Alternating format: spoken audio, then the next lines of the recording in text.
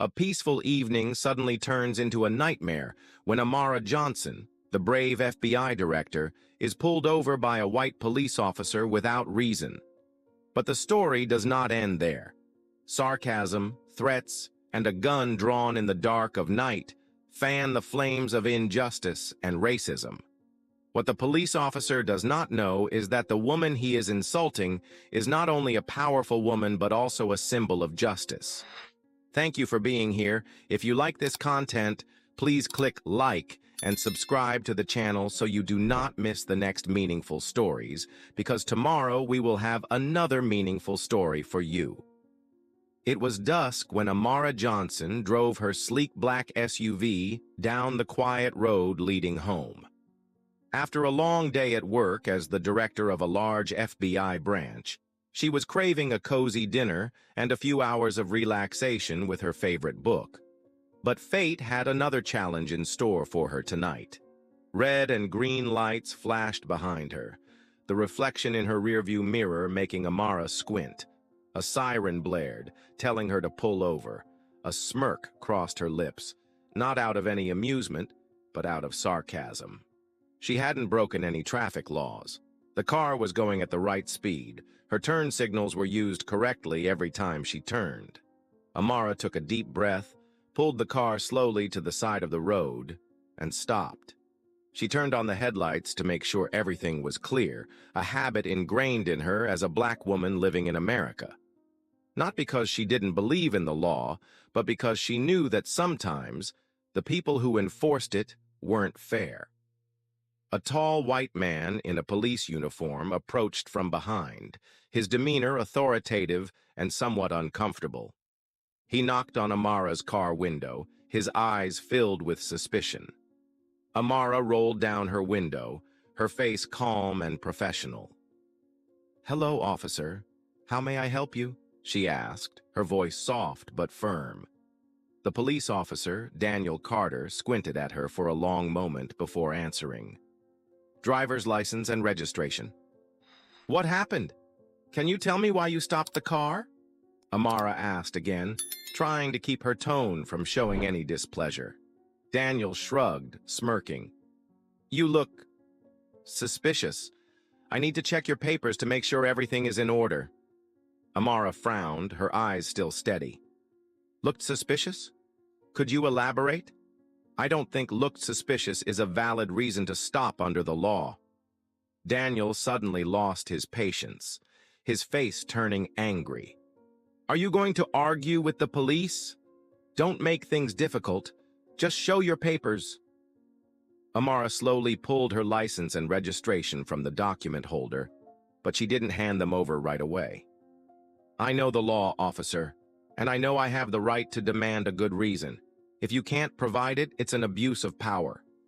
Daniel slammed his hand on the car door, startling Amara. "Don't lecture me about the law. I'm the one enforcing the law here. You're not the one to lecture me." A sense of tension began to fill the air. Other cars passed by on the road, their headlights flashing and going out, but no one stopped to see what was happening. Amara took a deep breath, telling herself to stay calm. This wasn't the first time she had encountered this situation, but clearly something was different this time. She could sense the hostility in Daniel's eyes and voice. "Officer, I stopped the car at your request.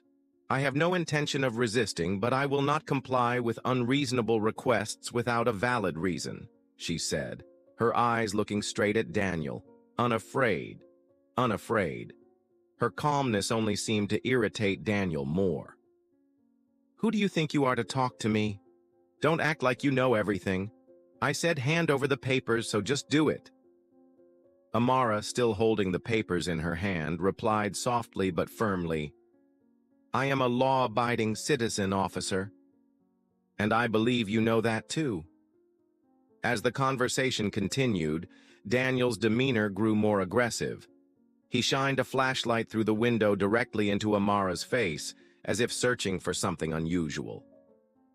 "Are you carrying anything illegal? Drugs? Weapons? People like you are prone to shady things." Amara felt her chest tighten. The questions weren't random, she knew it, but she kept her composure. "No, officer. And I don't think you have any reason to doubt that. And I suggest you don't insult me," Daniel growled. "I don't need any reason to doubt you, and I don't need any respect for people like you. I just need to do my job, and if you don't cooperate, I'll be forced to take drastic measures." The words were a direct threat. Amara could feel the situation spiraling out of control, but she refused to let fear take over. "Officer," she said, her voice unwavering, "I am perfectly willing to cooperate if you follow due process, but I cannot be forced to do something against my rights." As the situation escalates, Amara knows this is just the beginning of a confrontation that will last longer than she expected. What happened tonight was more than just a routine traffic stop. This was a true test, not just for Amara, but for the justice system she has spent her career defending. Amara remained seated in the car, her eyes fixed on the police officer standing outside, her fingers tightening on the steering wheel. She had faced difficult situations many times in her career, but she had never thought she would be the direct victim of such abuse of power and racism. Daniel, now clearly losing his patience, stood with his arms crossed in front of the car, his eyes full of hostility. "Who do you think you are to challenge me? This is not a negotiation. Either you cooperate or I will be forced to take drastic measures," he said loudly, his voice full of menace. Amara kept her voice calm. "Officer, I am not objecting. I am simply asking you to follow procedure. If you cannot provide a valid reason for stopping, I reserve the right to refuse further cooperation." Her answer made Daniel angry. He raised his hand and pointed it at her face. "Enough! Get out of the car now!" Amara stared at him for a long moment, sensing the danger in his every word and action. But she didn't move. "I'm not getting out of the car without a good reason. I don't feel safe leaving here." Daniel moved closer, knocking hard on the car door, his voice almost shouting. "Get out of the car! That's an order!" Amara took a deep breath. She knew that following his unreasonable orders could make the situation more dangerous. She had trained hundreds of agents in her career, and the first lesson was always stay calm in any situation. "Officer, I will not obey an unlawful order," she replied, her voice calm but unyielding. Daniel took a step back, his hand on the gun at his side. "People like you have no right to decide here. I am the one giving the orders. Do you want to see what happens if you disobey me?" Amara felt her heart tighten as she saw his hand move closer to the gun. This was the moment when she had to be extra careful. One wrong move, one wrong word could lead to unforeseen consequences. "Officer, I am recording this entire incident," she said, pointing to the phone mounted on her dashboard. "Your every move is being recorded, and I will use it as evidence if this situation goes too far." Daniel smirked. "Do you think I'm afraid of cameras? What can someone like you do? Remember, I'm the one in control here." Then, as if to assert his authority, Daniel pulled a gun from its holster and pointed it straight at Amara through the car window. "Now get out of the car now," he shouted. The tension in the air was suffocating. Amara didn't move. She knew that any action she took could be misinterpreted. She kept her hands on the wheel, never taking her eyes off the officer. "You are breaking the law, officer," she said, her voice surprisingly calm. "I demand that you drop your weapon immediately. This is an overreach of authority." Daniel sneered, not lowering his gun. "Don't try to be smart, girl. I told you this is not a negotiation. If you don't listen, I will be forced to use force." Amara understood that the situation was beyond his control. This was not only an abuse of power, but also a clear display of prejudice and hatred. She decided to play her last card. She moved her hand slowly toward the cell phone on the dashboard, careful to let Daniel see her every move.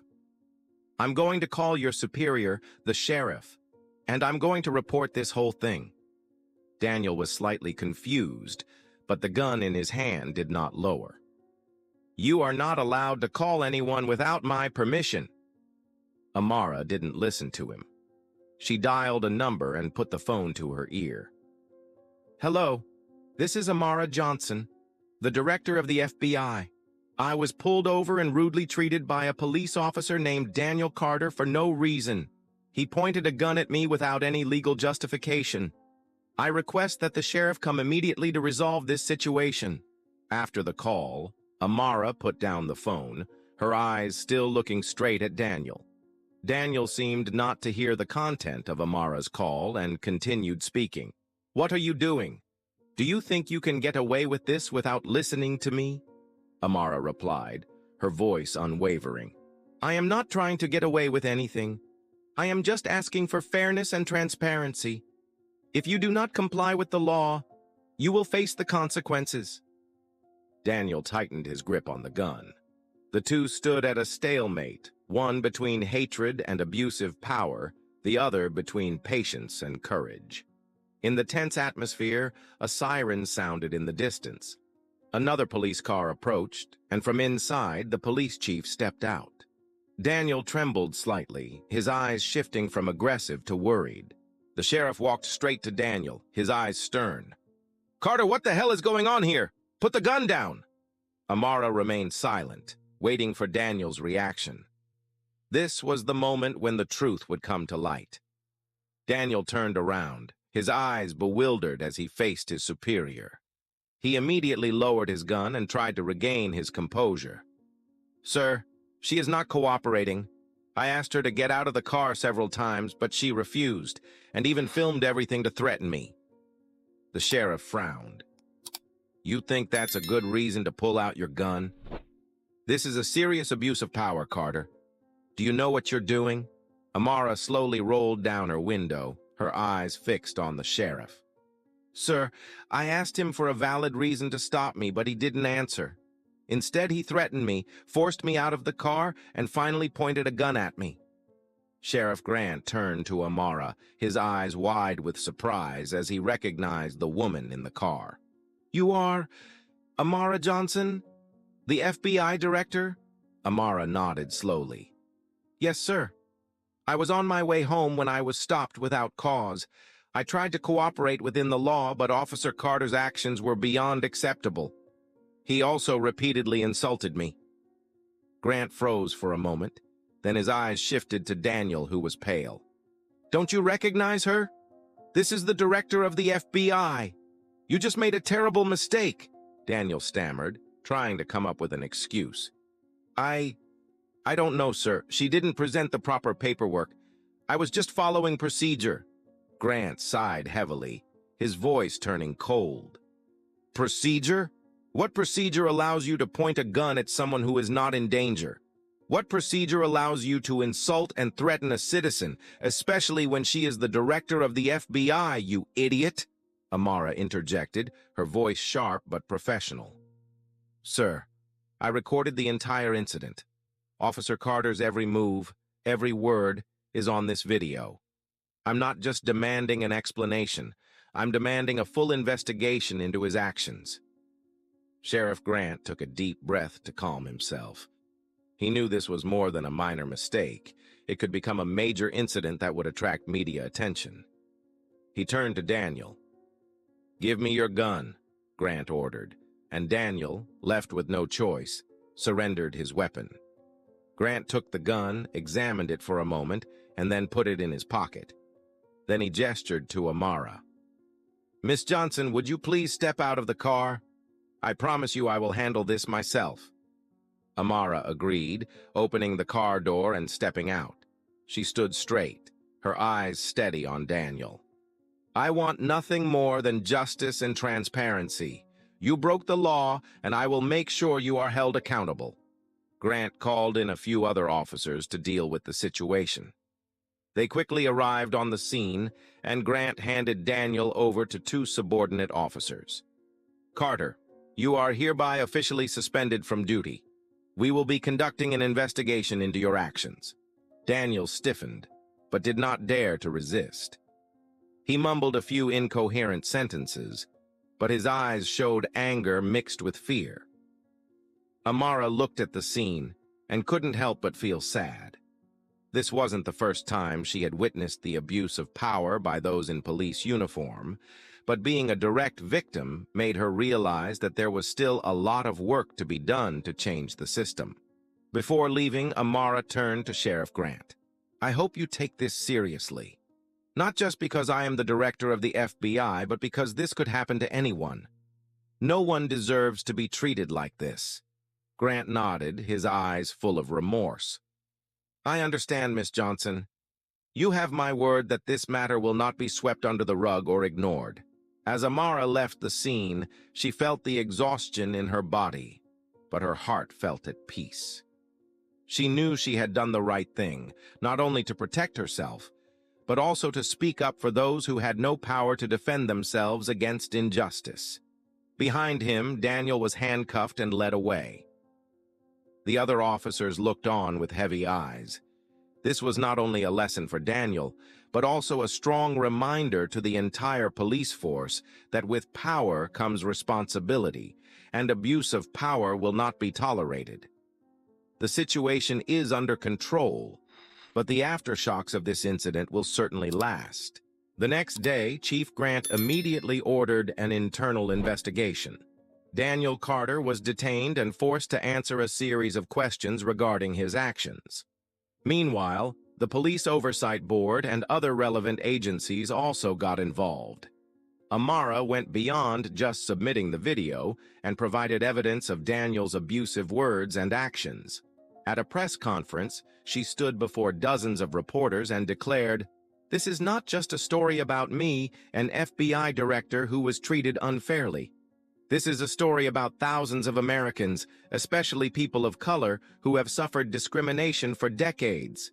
I am committed to using all of my resources to ensure that justice is served, not just for me, but for everyone." 2 months after the incident, Daniel Carter officially appeared in court. The courtroom was packed with people, from journalists, social activists, to ordinary citizens interested in the case. In court, Daniel's lawyer tried to justify his actions as a rash reaction in a stressful situation. However, the video clearly shows that Daniel was not threatened, but rather, he used his power to oppress and threaten an innocent citizen. Amara was called to the witness stand. She stood confident, but stern.